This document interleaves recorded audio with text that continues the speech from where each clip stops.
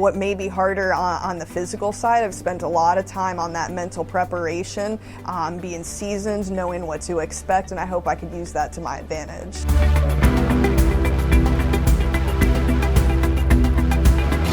We show up to practice, it's time to work hard, we need to be dedicated, we need to be focused, but we can't forget to have fun. Like, sports are supposed to be fun, and we have so many stressful moments within our sport, competition, results, this and that. It's like, all right guys, we also need to have some fun. And for me, being the veteran on the team, you know, having the young guns, there's never short of fun. So they keep me young, they keep a smile on my face and keep me laughing throughout practice. Well, you know, some may argue differently because, you know, you think of speed skating, and to a speed skater, it's a lot of pain. I mean, you are putting yourself through misery, being in a squatted position for, you know, minutes on end. So you gotta find the fun moments in a sport that is otherwise like very, very demanding. The pain that you feel, I think the sound goes away. At that point, you can barely feel your legs. They turn into bricks as you're like rounding the last corner at the end of some races. So it's like this self-inflicted pain that I question, like, why do we continue to do this to ourselves?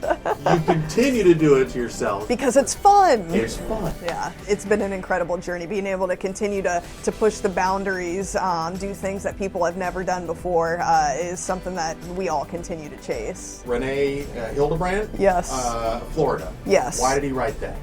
She surprised me today. She is my childhood inline skating coach, and I was over at one of the other sets, and they were just kind of asking what she meant to me in my journey to where I am today. And as I'm going through some of the memories, she walks from behind the set and surprises me on the couch, and they got me. I cried like a baby. It's not easy to make me cry, and they got me today. It was really special. A big surprise. A big surprise. I mean, she was my first coach at 8 years old, and you know, that really set the tone for my whole athletic career and really my personal life. I mean, she really drove the importance of that hard work, dedication, but also balancing it with fun.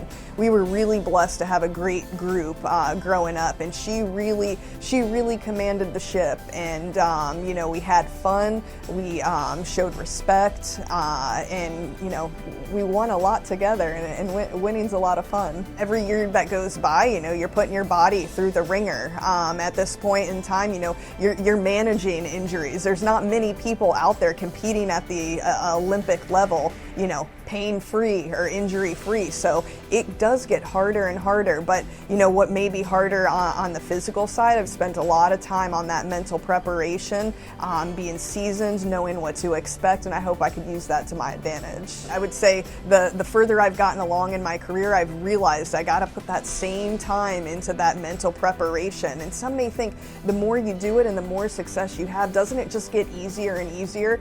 Well, it's actually the quite opposite, because that expectation just continues to build and build, and if you don't have you know, between your ears you know, set, ready, and you know, stable, it's not a fun ride.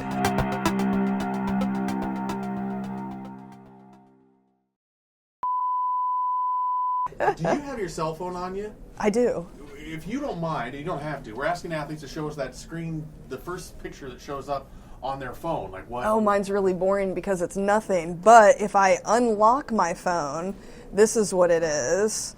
And it's the World Championship stripes with gold Olympic medals. And why is that on Olympic your phone? Rings? It's an inspiration. Being world champion, 6-time world champion, is something I'm really, really proud of. And I have the gold Olympic rings because that's what I'm on the quest for, to be Olympic champion.